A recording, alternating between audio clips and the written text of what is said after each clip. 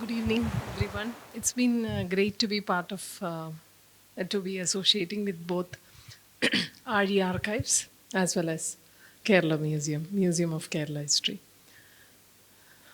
Um, I would be setting the background for today's uh, talk by Anu Antony. It's on, as you can see, the title is about heaven's workers. It is part of her doctoral research on spiritual labor among the Catholic nuns in Kerala. I would like to quote a biblical verse which says that what your right hand does, your left hand should know. So I was just asking her just before when we were interacting how difficult it would have been to collect data because it is not quantified in the first place. So spiritual labor as such is not quantified, and particularly when it's women who are involved in that kind of labor, it becomes hugely invisible. So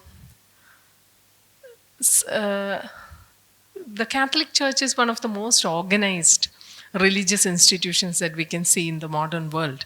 And this is not applicable just to one aspect or one sect of Christianity, but this is what happens with spiritual labor and uh, gender as far as labor is concerned.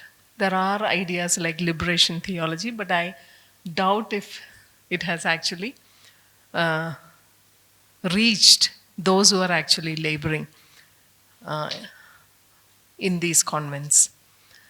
And I also would like to draw your attention to the nuns who have recently been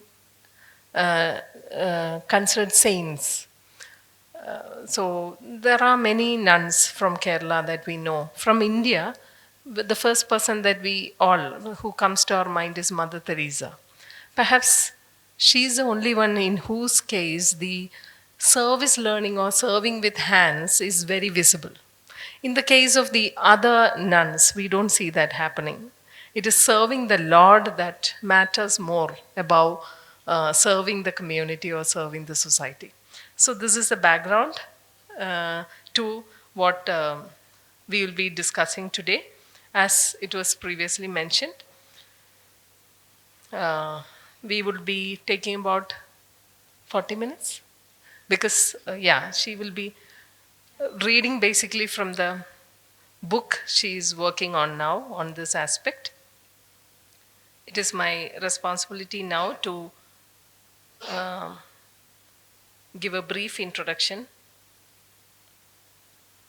about Anu Antony, who is a social anthropologist by training.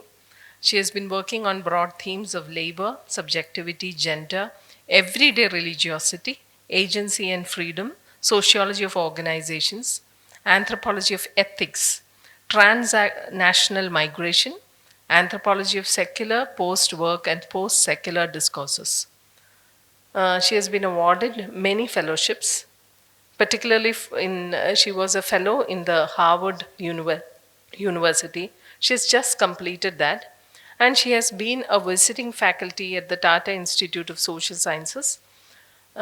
She defended her PhD thesis, which is titled Constituting a Religious Subject, Calling, Prayer, and Spiritual Labor Among the Syrian Catholic Nuns of Kerala from IIT Bombay. She has published in several international journals. So, welcome. Thank you so much. Good evening, all, and thank you so much for finding time to attend this on a Saturday evening. And I must say, this is the first time I am talking in front of such a familiar audience. Like, a lot of faces are familiar, and this is actually anxiety inducing. But let's see how it goes. So, the title of my talk today is, as you can see, Heaven's Workers Reimagining Labor Through Gendered Religious Subjectivities. So, this talk is from my larger research on the vocation and everyday life of Catholic nuns, where I explore their narratives of calling, prayer, subject formation, narratives of submission, negotiation, and resistance, and labor and transnational migration.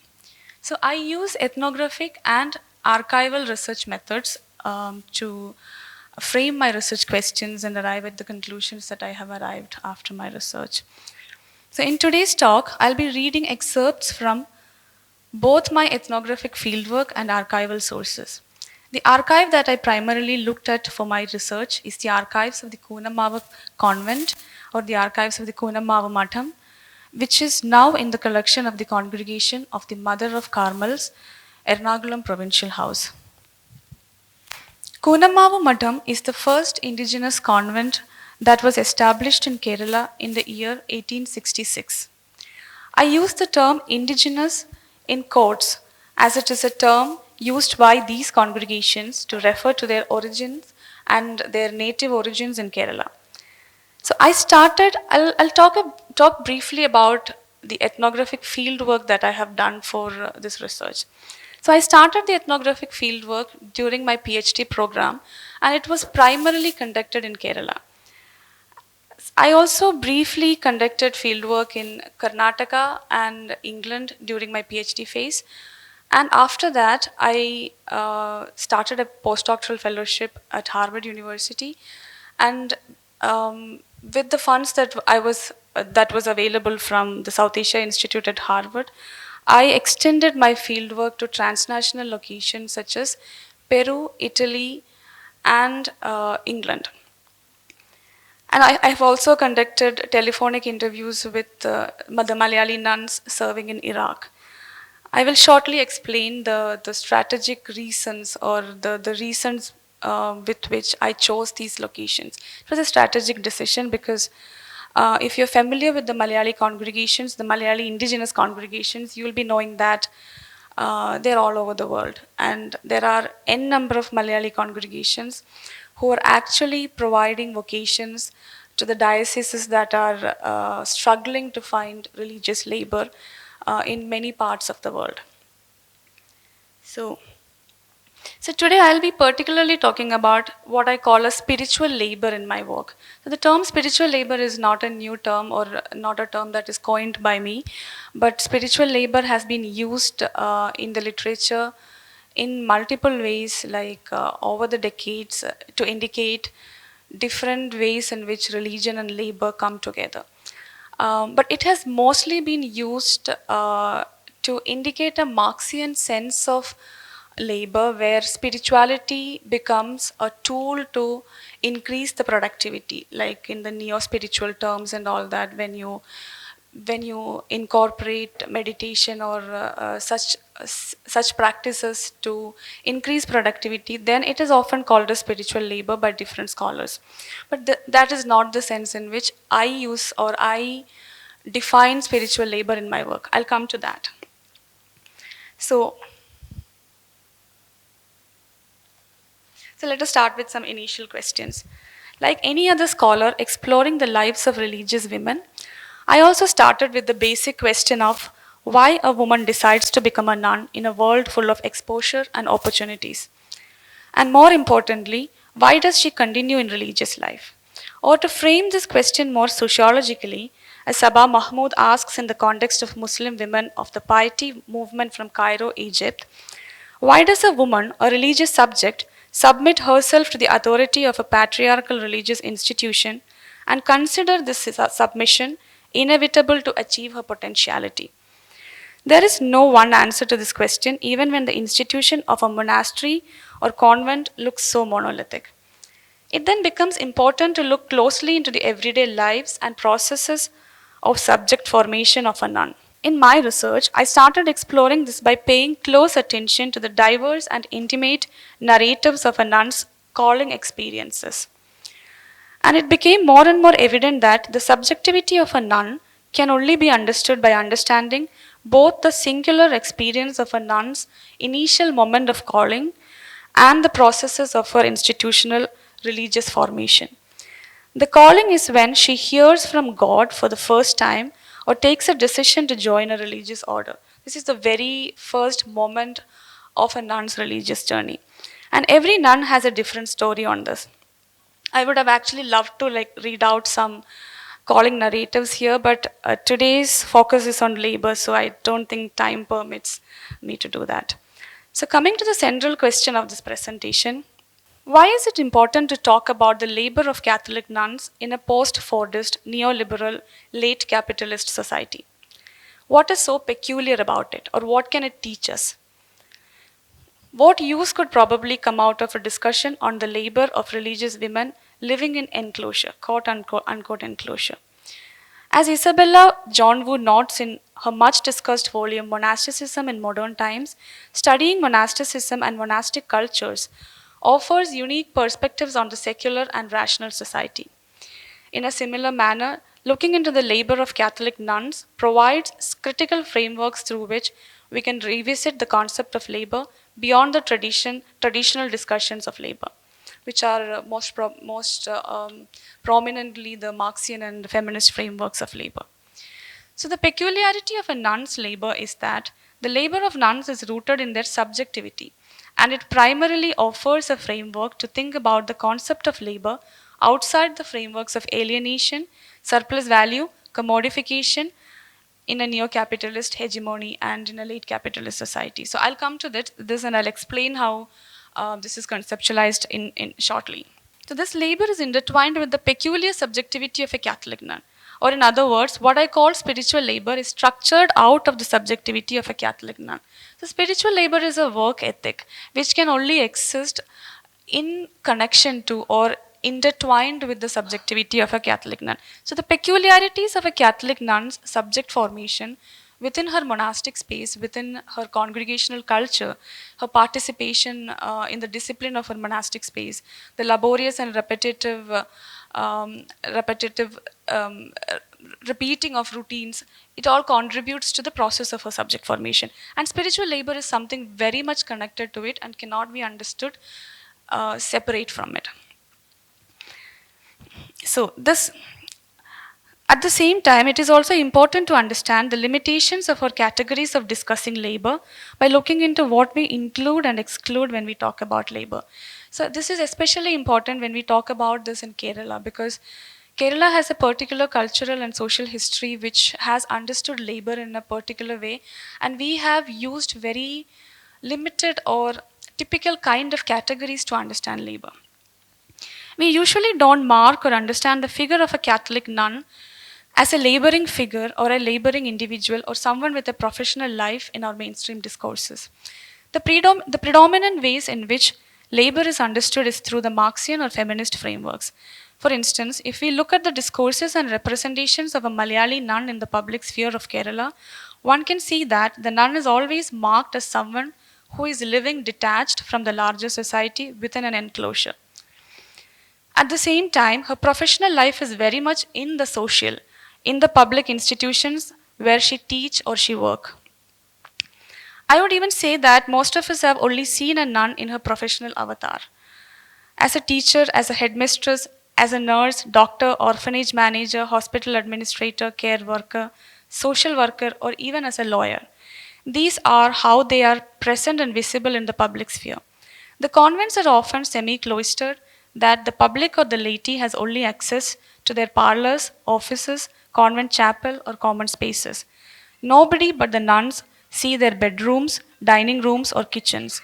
But it is the enclosure and the imagination of the enclosed and an imagination of what happens inside the enclosure that gets overrepresented in our discourses. The convents are marked as places of exploitation, abuse, helplessness, and so on. This is because in our discourses, convents are only marked through controversies that involved nuns and the Catholic Church. Sister Rabia's murder and the nuns' protest are two such important events. While these are very serious incidents that need to be very seriously addressed, the point I'm trying to raise here is that these monastic spaces, which are very much part of Kerala's historic and socio-cultural realities, have rarely been discussed otherwise. But what is peculiar when it comes to the case of nuns can be interpreted as a result of two things simultaneously. It is a result of how religion and religious subjectivities are perceived in the public sphere of Kerala.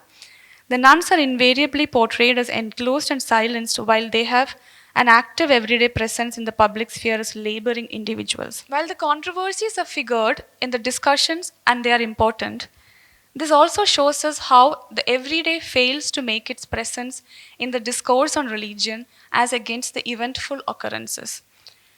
While the importance of religion is historically traced, the contemporary forms and narratives of lived religion and religiosities are not discussed enough.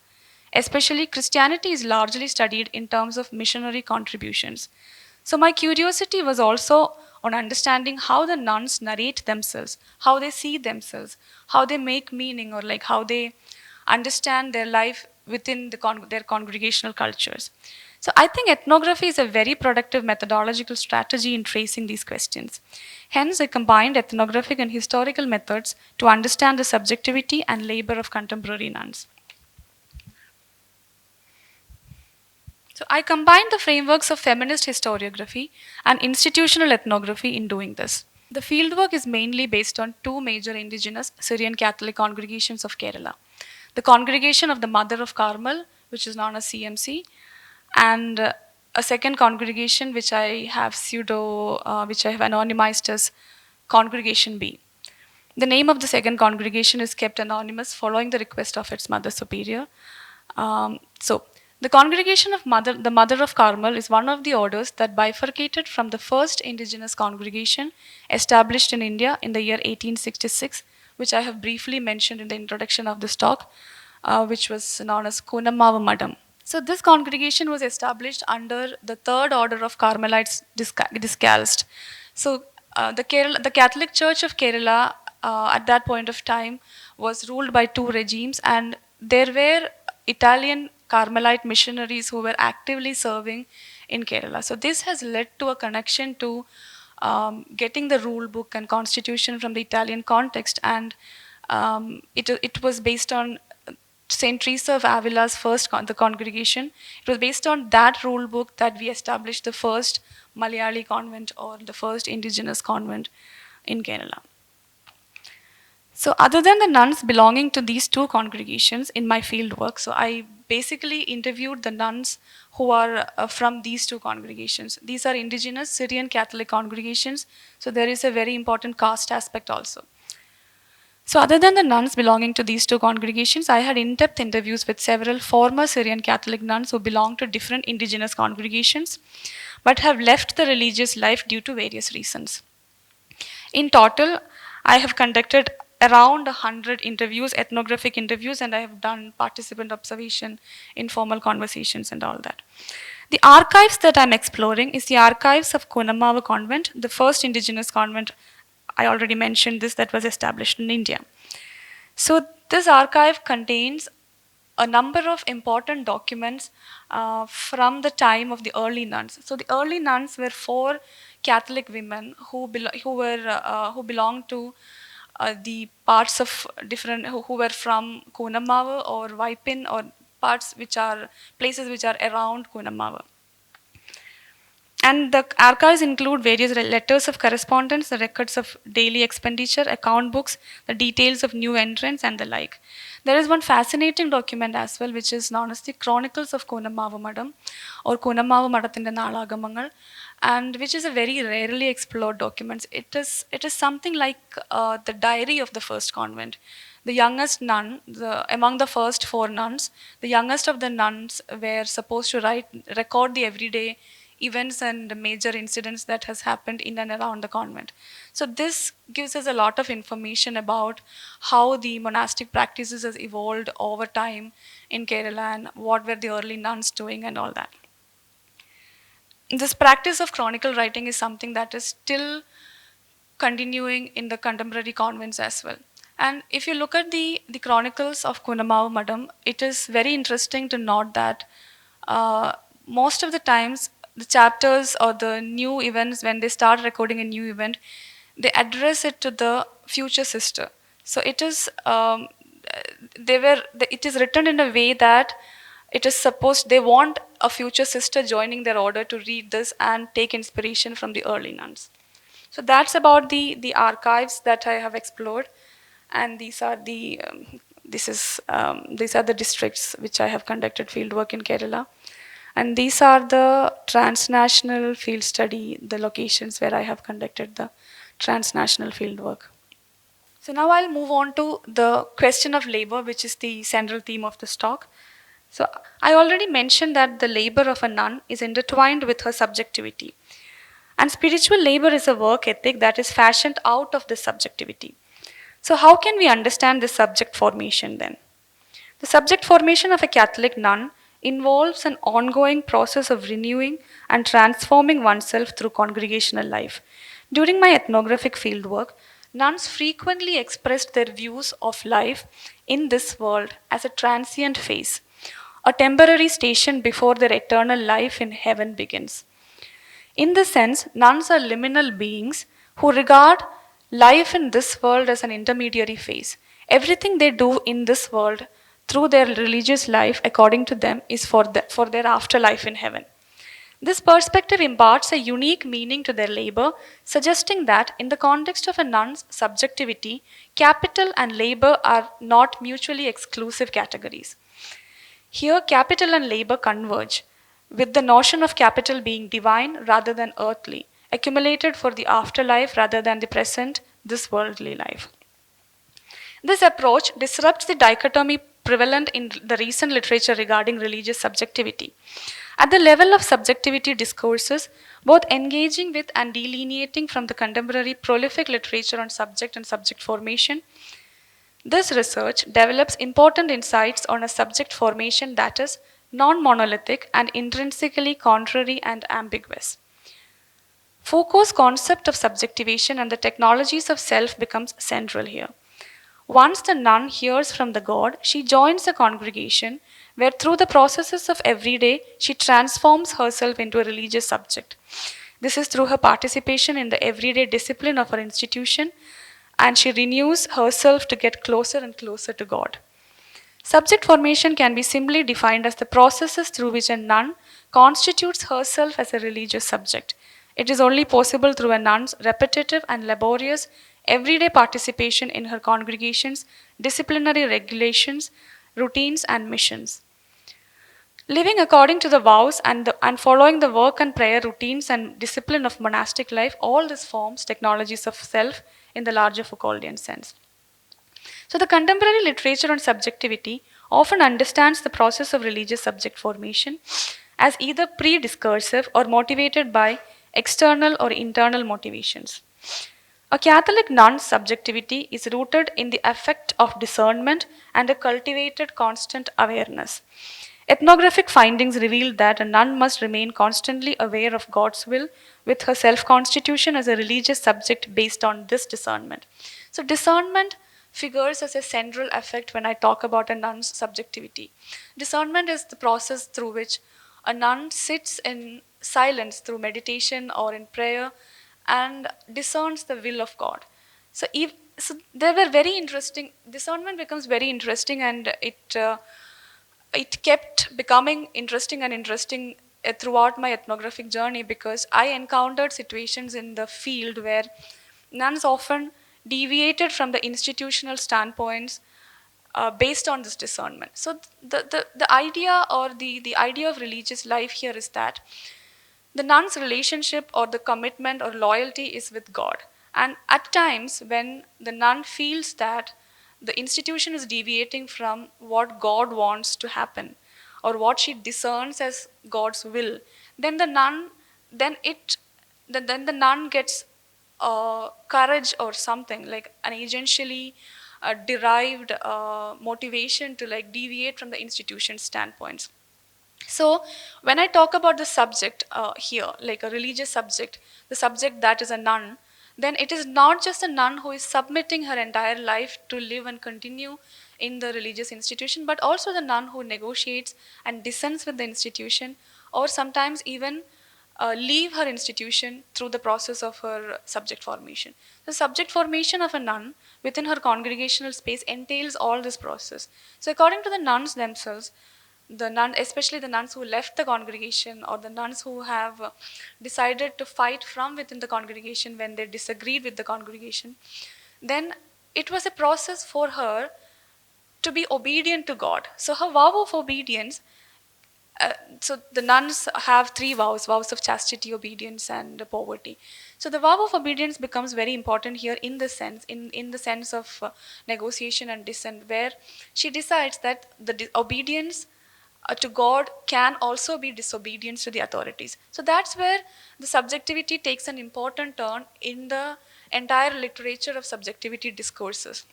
Subjectivity has often been understood, for instance, the landmark work, the very important work of Sabah Mahmood, which most of us will be familiar.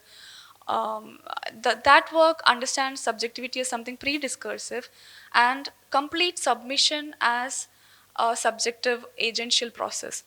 So here also we can see a certain number of nuns completely submitting to the institutional authority or the institutional discipline, but at a point there are also nuns who has differences, who deviates and who negotiates and dissent. So I understand all these as religious subject formation. So that is an important point that is to be made clear here.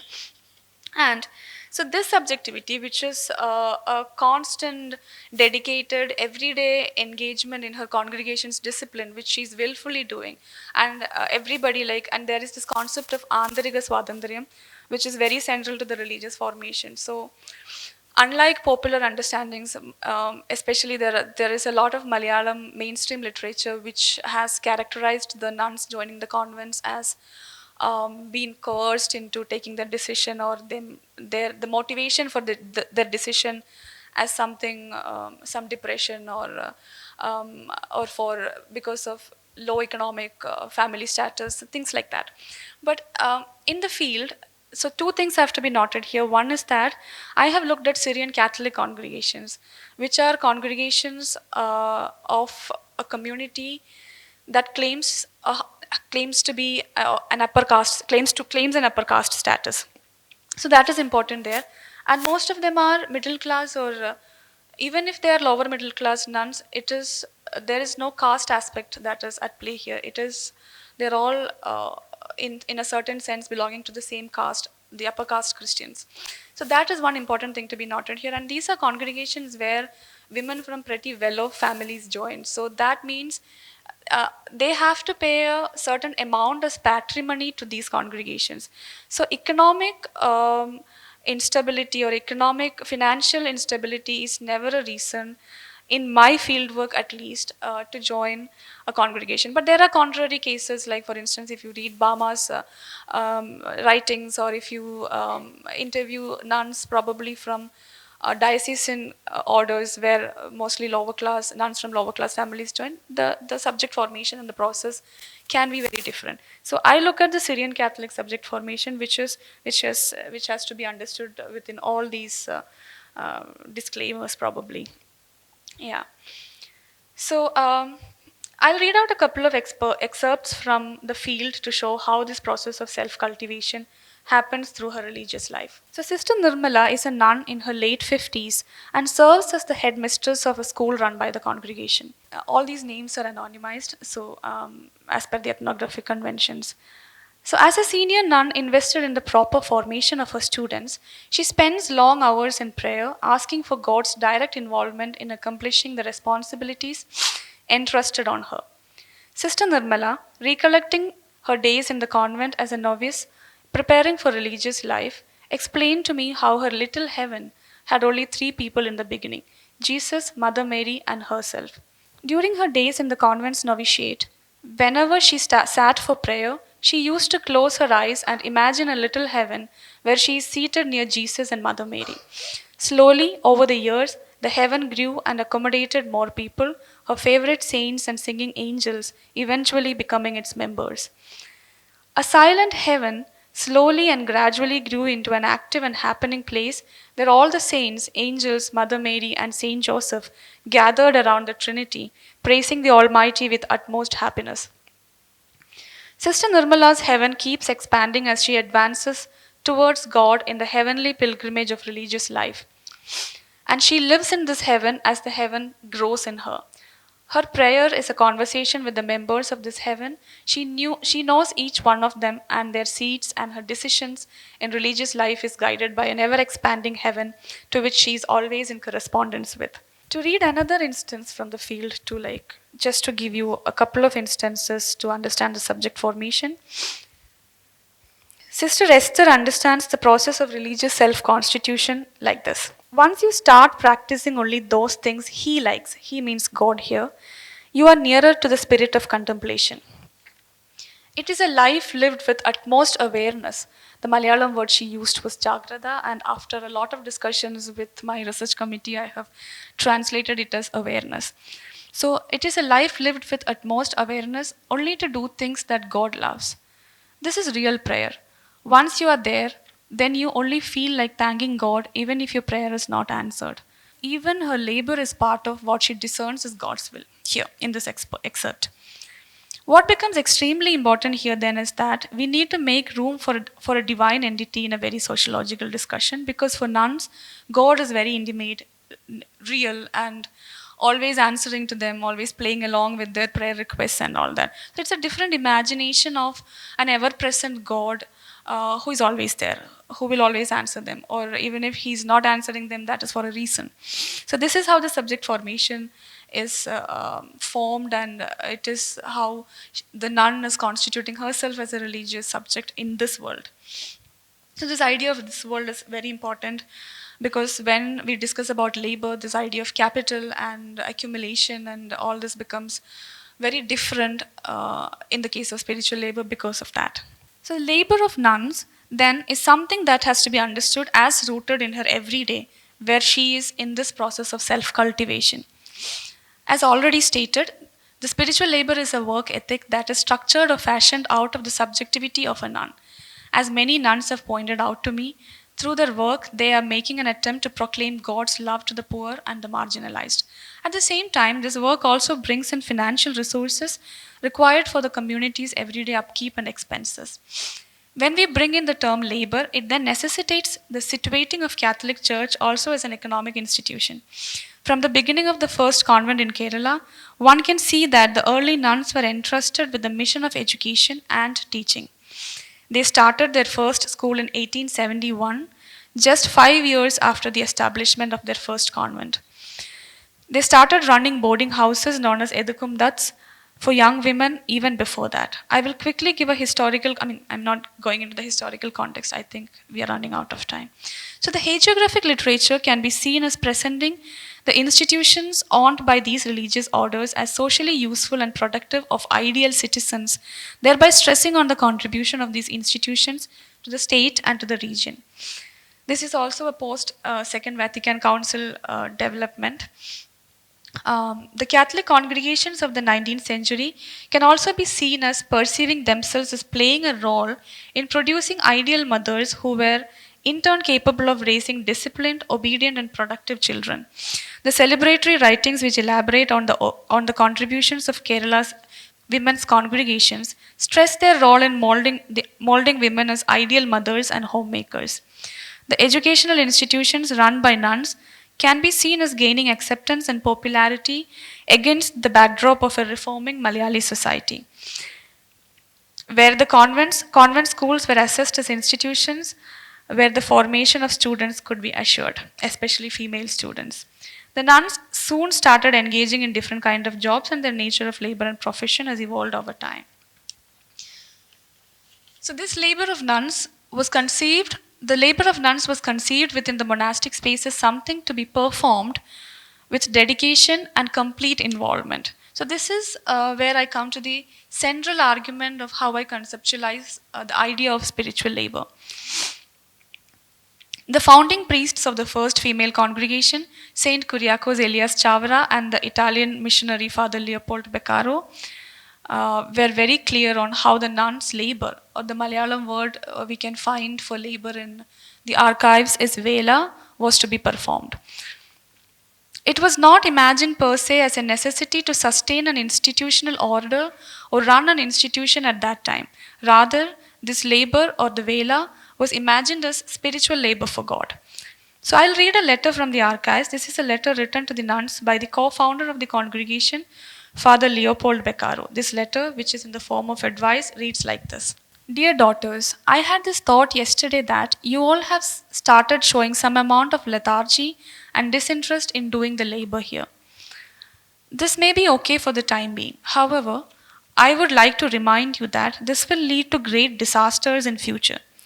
The order of our congregation gives importance to the renewal of our souls through solitude, meditation, and practice of silence, then teaching as well as doing other relevant work. I was pondering over the possible reasons for your lethargy and disinterest in doing Vela. As you said, I figured out that firstly, you do not have that unconditional love towards Jesus Christ in your hearts. Secondly, you do not love others for God, but by considering their characteristic peculiarities and behavior. You are talking about and meditating on Jesus.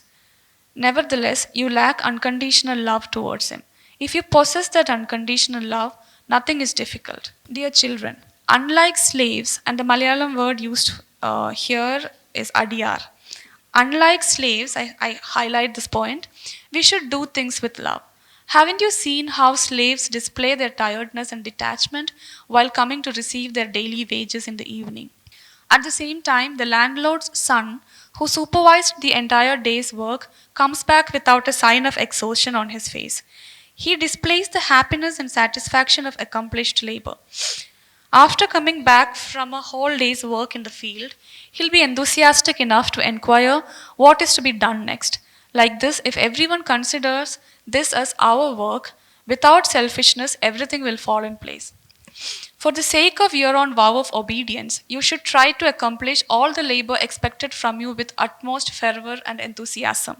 Sanctitude cannot be achieved merely through reading holy books, reciting routine prayers with piety, and doing things according to your will. If you are finishing your work with obedience and serving others, you can achieve sainthood without even reciting holy books.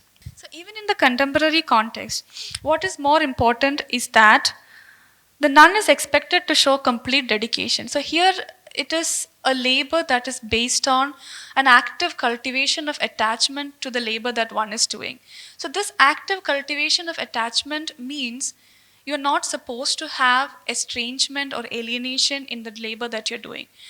If you end up having estrangement, or if you feel detached to the labor because it's God's work, you are not supposed to, then you will also fail to fulfill the requirements of your religious vocation. So you are not a religious subject, a complete religious subject, unless you are not successful in attaching yourself to God's labor, because you are building God's empire and your investment or wages is not in this world. This is very biblical, and a lot of biblical metaphors can be like we can associate it with this. So in this sense, there is a conceptual divergence or conceptual difference from the ways in which Marxian and feminist labor or the understandings of labor has been conceptualized. So at the same time, she is also asked to stay completely detached from everything worldly. So attachment is only to her labor. And everything worldly should be of detachment. From personal ambitions to material possessions, she is asked to leave everything this worldly and work for God's empire. If you look at the chronicles, it can be seen that this detachment to the world is even practiced in the use of everyday language. The nuns were advised to use phrases like plate used by Sister Anna or the glass used by Sister Thracia instead of Sister Anna's plate or Sister Thracia's glass. Moreover, the nun has to balance her religious responsibilities and constantly strive to be dedicated in her work. In Sister Rosina's words, when I'm doing a duty, I should be able to involve myself in it absolutely. I should be aware of the fact that I'm accomplishing something significant. Crucial matters may be awaiting my decision. Sister Rosina is a hospital administrator and she's running a very important hospital in the district of Thrissur. So crucial matters may be awaiting my decision. At the same time, I'm also a nun and I have to fulfill my spiritual responsibilities as well. But I can also find time for reciting the day's prayers late in the night. There were weekends when I had to take off to complete my prayer backlog. If I had a busy week and could not finish my prayers, I would spend a whole day in chapel taking a day off, and that was enough. So this idea of labor where the duties, the prayer duties as of a nun, and her labor that she's doing through her congregations, institutions in this world. This has to go hand in hand, and this is very much intertwined with the religious subject that she is. So, in this sense, this labor acquires a new meaning, and that meaning is what I'm interested in when I'm looking at the spiritual labor of a nun. So the idea of labor is something that brings out the demand for the complete involvement and dedication of a nun in her work. It is not just expected, but as can be seen in the letter from the co-founder, it is perceived as an extension of her religious vows. One can also see that the categories used against each other is that of the slave as against that of the son. And in this case, we can say daughters or daughter-in-laws, because nuns are imagined to be the brides of Christ. So it basically means work like the one who belongs to the family or the empire of God. So there are definitely some people who are not part of God's empire, and this caste aspect makes this concept of spiritual labor even more contemporary and relevant in when I discuss about say for instance the career choices of a generation of Malayali women, and or the phenomenal case of the Malayali nurses who are migrating all over the world. So also the literature and the connection between the nuns and the Malayali nurses is well established in the historical and contemporary literature. Scholars like Madeline Healy or I'm not remembering other names. They have elaborately discussed on how the Catholic nuns have brought and institutionalized, or they played a major role in institutionalizing nursing as a professional discipline in India, and how the involvement of Catholic nuns in nursing has elevated this idea of touch from a sensual, impure touch, impure touch to a different kind of divine touch. So if you talk to women from who wanted to become or who aspired to become nurses in the 1970s or something, I have heard the stories from my own family circle. It was considered to be a profession which was not suitable for an upper caste woman or a Syrian Catholic woman, because it involved handling of bodily fluids or touching probably lower caste people and men.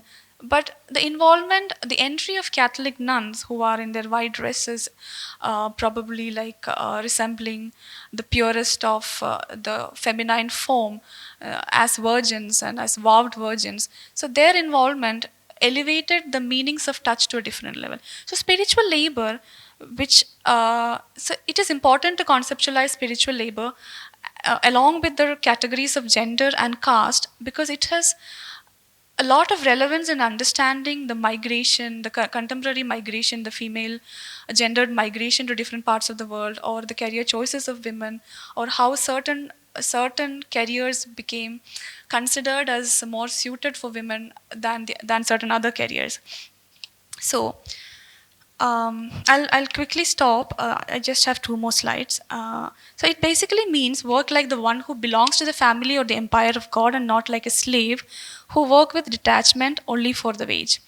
The Malayalam word I already mentioned used here is adiyar, and I chose to translate it as slave here because you must be familiar of the debates over the word and how it should be translated. So I chose to translate it as slave here because throughout the chronicles I can see other instances also where this translation becomes very relevant. So this obviously invokes the recent literature on slavery and slave castes in Kerala. This work ethic then is something that excludes certain kind of work. Not all work is spiritual labor then. The work that is of the slaves or performed with detachment like the slaves is not spiritual labor. This raises a number of questions on firstly how to imagine or reimagine labor beyond alienation in religious settings, and how this reimagined labor is structured within the cultural and historic notions of caste and gendered labor. This has possibilities for further discussions, and I think the conceptualization of spiritual labor is an important step in addressing this. So I have looked, this is the postdoctoral part of my field work, ethnographic work, and I have expanded, as I mentioned in the beginning, I have expanded my research into transnational locations such as Peru and Italy mainly. And this is because, so I will briefly talk about the strategic decision behind choosing these location, and probably stop the talk and we can take up more questions in the Q&A session. So Italy is Syrian Catholic community is a very interesting community in the sense that it has affiliations both with the Chaldean Catholic Church of Iraq and also the Roman Catholic Church in Rome. It is Catholic in its hierarchical structure. It is at the same time it follows the liturgical traditions of the Syrian Church. So in this sense, the migration to Italy is one of the earliest migration. The first nun who reached Italy reached in the end of the last in the late 1950s, probably 1959, if I'm not wrong, if I remember it correctly. And she went there to get trained in Rome, and then she came back, and then she took more nuns. And this is one of the, because the roots were already there. The Italian Carmelite missionaries were the mentors of the first convent or the first congregation established in Kerala, and they just had to follow the reverse routes back to Europe, reverse colonial routes back to Europe, to establish their institutions there.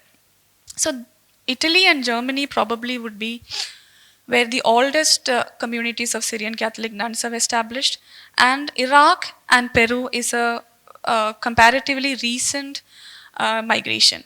So Iraq is probably, it's been 10 years since the first convent in Iraq has started. And Iraq is also the location where the Chaldean Catholic Church's headquarters is located.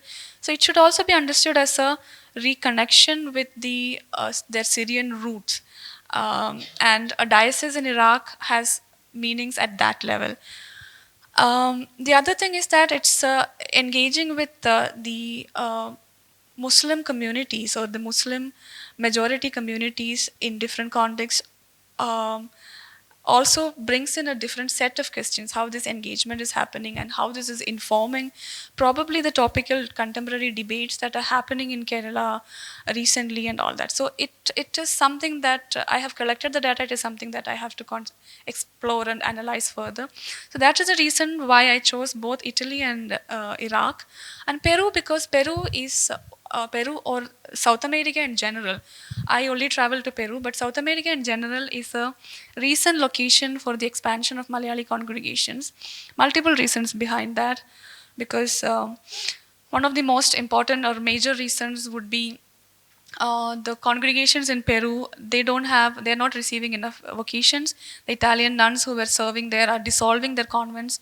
And interestingly, Malayali congregations still have plenty of, like, they enjoy the number of the vocations they receive, and they still have members to send to different parts of the world where there is a lack of religious labor. Also, some of the congregations or convents, mission provinces and convents in the North Indian region has been dissolved, is in a situation where they have to dissolve their institutions recently because of the changing political scenarios and all that, and the changing minority equations. And this has also led to an expansion or looking for friendlier soils to establish their global mission. So Peru or South America being largely Catholic, it is a very viable or very interesting location for them to expand. So these expansions are happening on different levels, and each location has a different story to tell. Each location brings in a different equation or brings in a different meaning or meaning for the Syrian Catholic Church in Kerala. So that is an ongoing project that I'm looking at. So yeah, so this also is something with the scope of exploring global South-South engagements, unlike the transnational migration studies that have looked mostly the migrations from global South to North. Especially South America and South Asia, we have never very few literature that too, which are exploring the trade relations or something between South Asia and South America.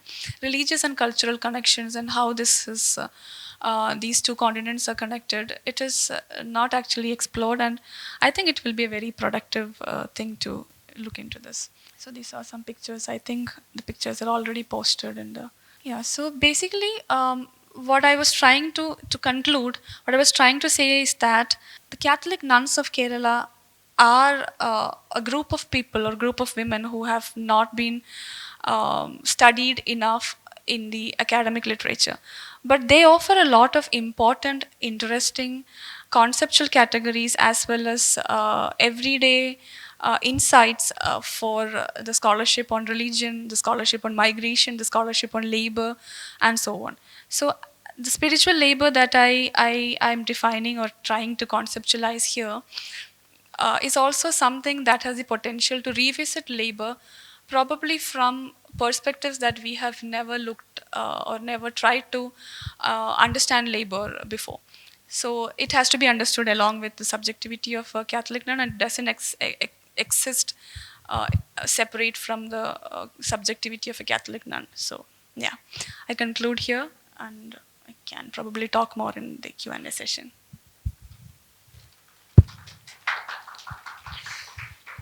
Yeah, thank you. Thank you, Anu. It was like the RD Archives is exploring the entangled histories of our of Kerala. And today, what we heard from Anu is definitely going in those lines. I think I would reserve my lot of questions in my mind, but I think we should be open to the. I mean, there will be a lot of questions, I'm sure, in your minds, and so we actually moved from the 19th century, from the Kunamav Madham, then we went up to Peru and Iraq, and how nuns have traveled a long journey. And at the end, I wish they understand the value of the labor that they have done all these years, and it would help them serve humanity in a more meaningful way. That is what I would like to comment on it in general. I'm sure your book will be definitely looked forward to. Yeah, so we are open to the question and answer Q&A session. Can we have the mic, please?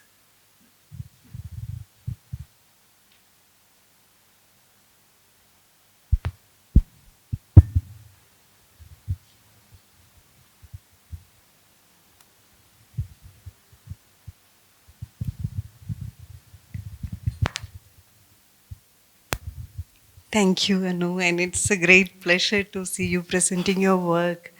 So, yeah, probably not. I haven't articulated my question well, but when you see the subjectivity of none, which is framing the idea of concept of labor, and you say that is different from the traditional Marxist feminist framework. So can we completely conceptually segregate these two? And how do we understand the idea of exploitation? So probably it comes from the traditional Marxist framework, but can it be completely free of exploitation when you talk about spiritual labor?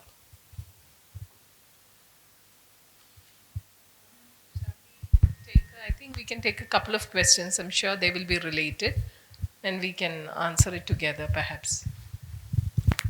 Mine is not a question actually. It's out of curiosity, the kind of humiliation or the kind of insult what the nuns they face in the convent, which sometimes leads to jumping out of the convent.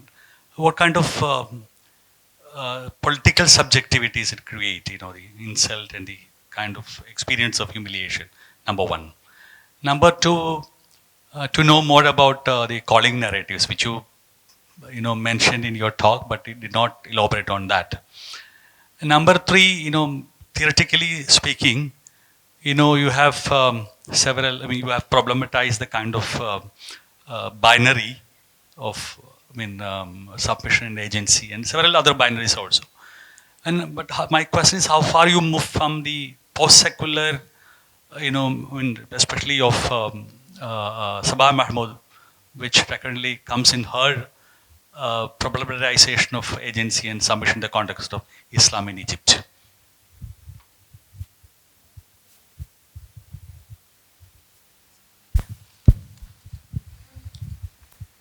Hi, nice to meet you after so long. And so, can we completely segregate from Marx? No, not at all. Because that's my short answer. Because Marx, if you look at the earlier writings of Marx, I would say I would segregate to a certain extent from Marx's later writings. But we still play with the categories of Marx, like capital is coming in, the labor is coming in. But if you look at the earlier writings of Marx, even Marx is talking about like labor as the creative expression or the fulfillment of one's own potential and all that. So it is definitely in engagement with the earlier writings of Marx, and also in engagement with the scholars who have later engaged with Marx in the neoliberal context. For instance, the most important name would be Agamben. Agamben's concept of liturgical labor is of so much importance here. The conceptualization of how a liturgical kind of repetition and all that becomes the character of the capitalistic or late capitalistic practice of labor. Also, like all these, this is huge because this will have to we'll have to talk from Marx to Weber to, because everybody has talked about labor, and to Negri, Antonio Negri, to who talked about and then people who talked about affective labor. So it is in many ways and in engagement with Marx's labor, and in many ways deviating from Marx's labor as well. So, for instance, if I can talk about somebody who took this idea of Marxist labor and applied it in a completely different context, Arlie Hochschild, the Australian sociologist, she has conceptualized this idea of emotional labor. Emotional labor is so she studied flight attendants and how they have to put on a very pleasant face regardless of what is going on inside them. So she's saying like her smile becomes part of her job. It is not actually her smile. Nobody knows whether it is actually her smile or not. So even there, she's alienated from her own emotion. The difference with a nun's labor is that you're not supposed to be alienated. If you're alienated, then so that there is this play with alienation, or there is this the subjectivity is also this the practices of subjectivity, or what she's trying to achieve through her religious life, through her everyday life, the repetitive, the disciplinary life, is that to become a religious subject who God likes more, to become closer to God. And that's a very reflexive process. I think this will answer Professor Ilyas's question also, the question on the agency and the agential, how far it deviates from Sabah Mahmood and all that. So in one sense, when we talk about alienation and how the nuns are not supposed to feel alienated in the labor in their labor, and all their attempt, the subject formation, the processes of subject formation is towards fighting away these various instances of alienation. Whether she is successful in that or not is not, nobody can say that. But that is the idea of this monastic subject formation. So there we are imagining a labor that is beyond alienation. Then it becomes beyond commodification and becomes beyond the conventional orthodox Marxian ideas of capital and surplus value and all that, because capital is not in this world, capital is in the other world. And this is also only possible because of the community kind of living. You don't have to worry about the sustenance. There is the community that is taking care of you, and then you are in a congregational culture where you can just be a religious subject and then do whatever that is required for being that. And connected to that is the question of how far one can deviate from the post-structural imagination or post-structural discourses. I'm not actually at all deviating from the post-structural discourses. Post-secular discourses. Yeah, that's what I meant. So I'm not deviating from the post-secular discourses at all. But Sabah Mahmood is where I started this work, because after reading Sabah Mahmood in my MPhil days, I thought maybe the Catholic nuns can also be studied in a similar way. Because we have only heard narratives of Catholic nuns on how they are exploited, how they are for very valid reasons, because the history of Kerala's Catholic Church has been not very very something that is very positive, because of sister instances like Sister Abaya's murder, or very serious accusations against the Catholic Church. Even the nuns protest that has happened recently, it's a very serious accusation. So, but the thing is that we only know these convents, or the women who decide to join these convents, through these narratives. We have never, at least I have never come across a narrative of a woman who is still living inside the convent and who's still continuing the religious life. So I was curious, what are they? Because I myself am familiar with happy nuns who are very enthusiastic and passionate about their religious life from my childhood onwards. So I thought Sabah Mahmood kind of a work, politics of piety kind of a framework, would be very interesting in the case of Catholic nuns of Kerala. But after reading Sabah Mahmood and after the ethnographic fieldwork and all the analysis, I found that there is one very significant difference from that of the Mahmoodian subject and the Catholic nun as a religious subject. The difference is that Mahmood understands the subject formation as a pre-discursive process. The body comes first. You train the body, you inculcate the fear, and you inculcate those emotions. She speaks about rehearsed spontaneity and all that.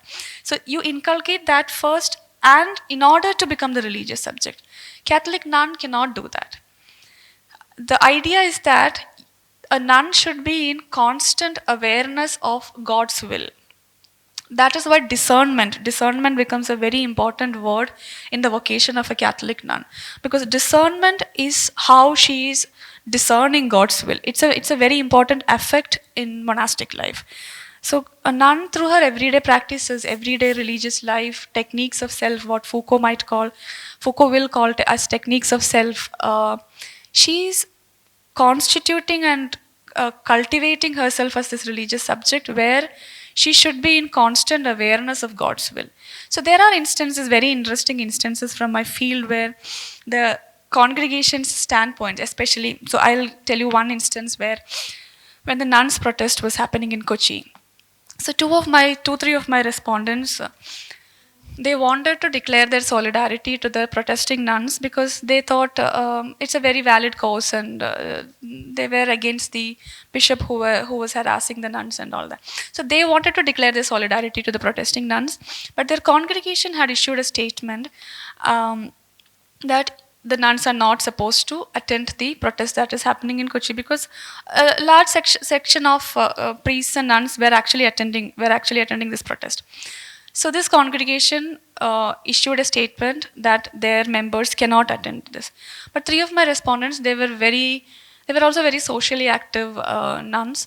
One is a college teacher, one is a social worker who is also managing an orphanage. So what they did was, they came to Vanji Square and they did not enter the protest site. They stood opposite the road and they were like waiting there.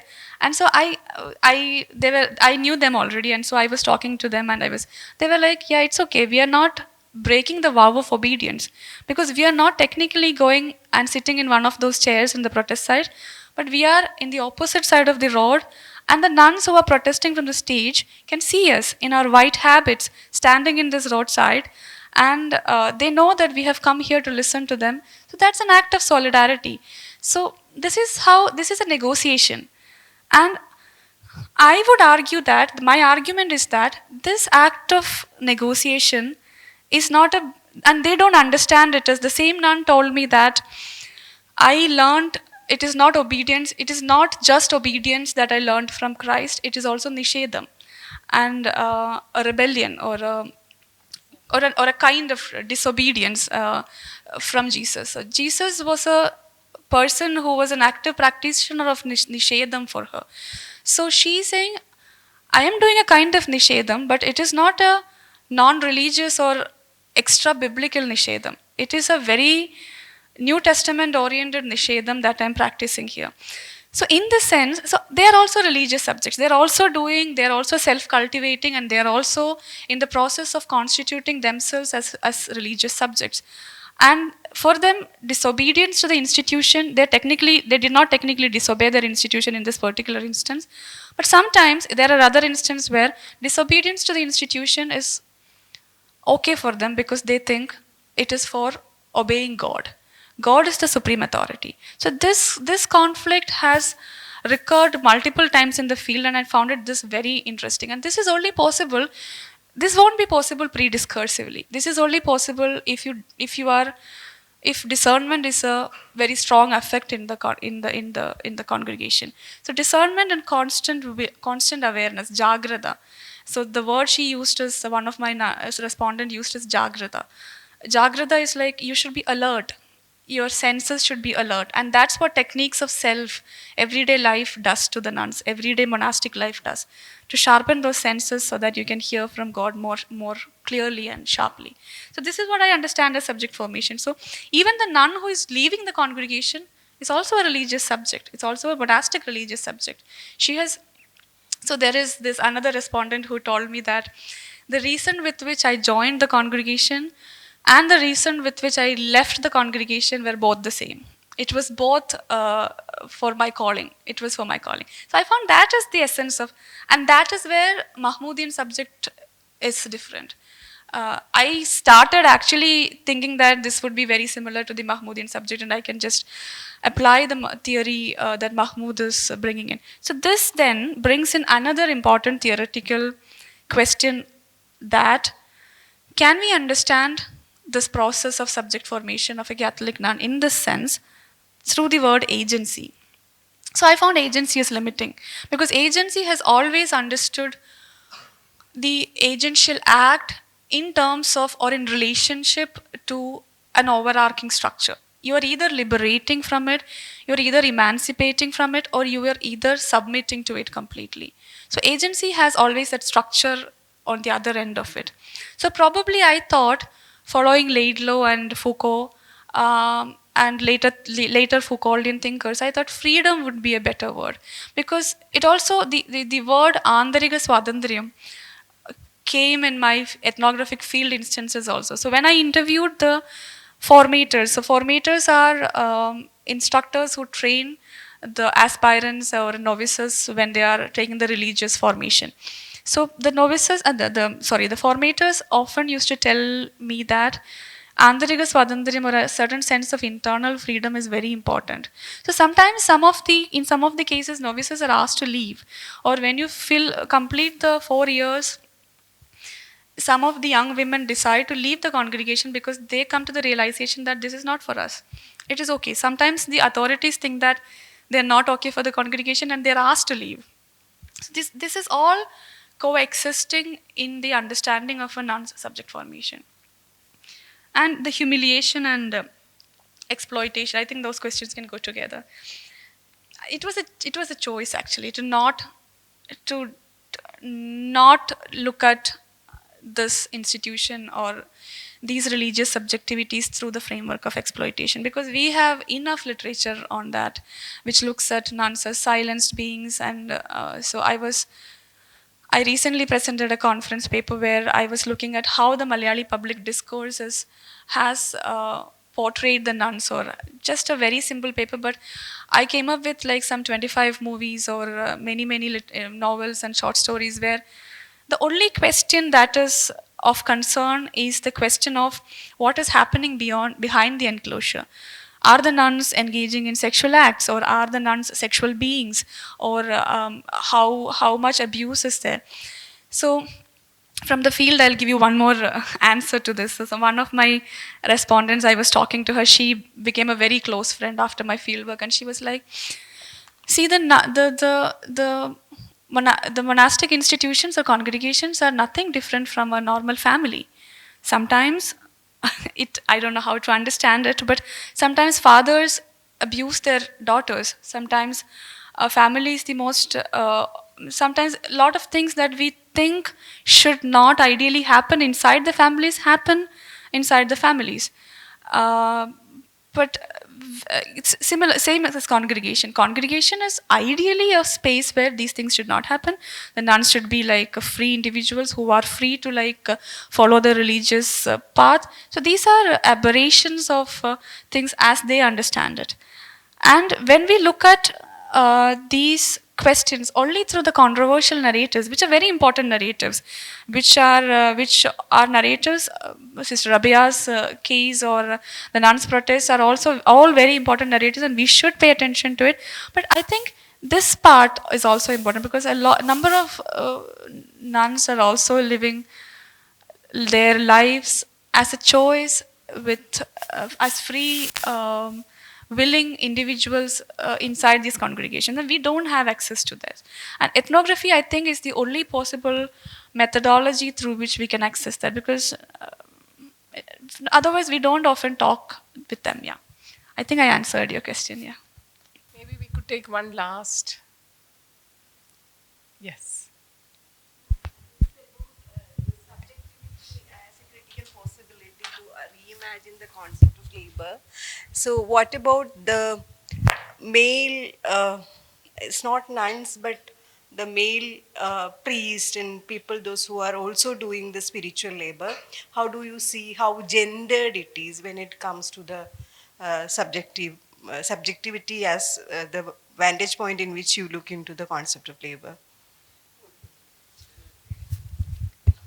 Just to add a quick point, things like when you talk about spiritual labor within a convent institution, there is also this convent institutions, are also institutions that engage in economic activities. For instance, they run a hospital, they run a school, all kinds of things, which is a kind of, very worldly business activity, okay. That also involves labor, a labor in which nuns get involved, okay. So does the idea of spiritual labor or the practice of spiritual labor come in conflict with the other labor, where they really produce surplus? Unlike the other spiritual surplus they aim for or work for. That is one thing. Second thing is like, can we actually, the whole idea of spiritual labor that you're trying to, think about vis-a-vis the Marxian notion of labor. The whole question is, can we, maybe you have worked out in your book, but can we extend this idea of spiritual labor, look at it as a kind of subversive idea, which actually questions the capitalist logic of production, of relations of production, the whole structure of, the way you look at capital and the workings of capital to produce surplus. So can we actually extend that as a kind of subversive idea? yeah, I think I'm actually extending it as a subversive idea because otherwise, the relevance of discussing this within a neoliberal context is exactly that. And the question, I'll come to your question. People is designed, actually said this actually works to the benefit of your capitalist logic, where you talk about a kind of labor, detached kind of labor. Yeah. So this is a kind of labor that both critiques and also contributes to the neoliberal context, because in certain ways it has contributions to the neoliberal context, because for instance scholars like Andrea Muehlbach has written on the volunteerism in the Catholic Italy. So what is volunteerism based on? This entire logic of charity and goodwill, and how youngsters are motivated to work without receiving any wage for the larger good of things and all that. So the spiritual labor has applications or ramifications in different contexts as well, especially in the neoliberal context. So this is a discussion that actually joins all these scholars like Valentina Napolitano or Andrea Muehlbach or the affective labor scholars and all that. So it is not completely disengaged with any of these. Even with Marx, it is not completely disengaged. And church has to be understood as an economic institution, because even if it is not an economic institution in the traditional sense of like the definition of economic institution, the surplus that is produced from, because this is a community, and there is of course a surplus that is produced from the labor of nuns, and that is going in the expansion of these institutions. So to give you a very quick example, so for instance, the nuns working in the US or in the European, the global north, are supporting the nuns working in the Peruvian congregations and all that. So this is like a money that is circulated, and it is still a surplus for the otherworldly capital, because you are still expanding God's empire in one way or the other. The global missions are to like gain souls to the this thing, or like to spread capital value. I mean, sorry, to spread the Christian value and all that. So it is always in engagement and in entanglement with the ideas of surplus value in this world and the neoliberal context and all that. But at the same time, it offers some pockets where we can think of this as something that critiques it as well. So that is where the particular Catholic figure framing of this is important, because that is where the monastic context comes in, as against probably how Weber has defined it in the Protestant ethic and spirit of capitalism. So gendered aspect of labor, it is very gendered. The kind of the labor that the nuns do, so there are a lot of disagreements. The negotiations include this thing also in the field. It is covered filled with the negotiations of why we have to serve the priests, or why these discourses are very much active in the convent space. So the kind of, if you look at the kind of work done by priests, it's mostly administrative work. They manage an institution, and the care work even in the institutions owned by priests are mostly done by nuns. The menial care work, or teaching the feminine, the so-called feminine work, is done by the nuns. So it is very gendered, and spiritual labor has to be understood through the category of gender and caste. It cannot be understood outside gender and those categories. Yeah. Did I answer all the questions?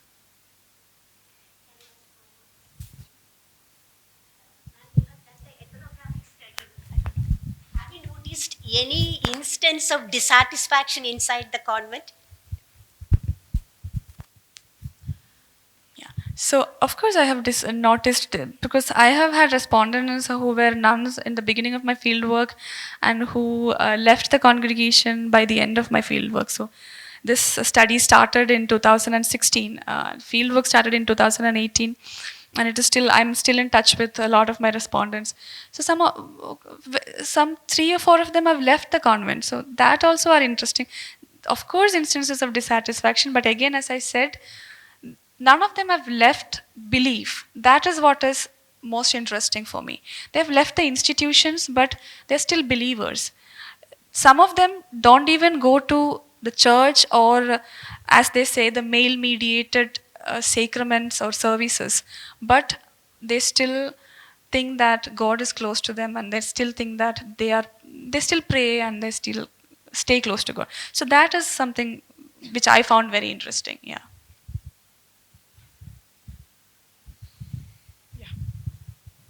So thank you very much for being here.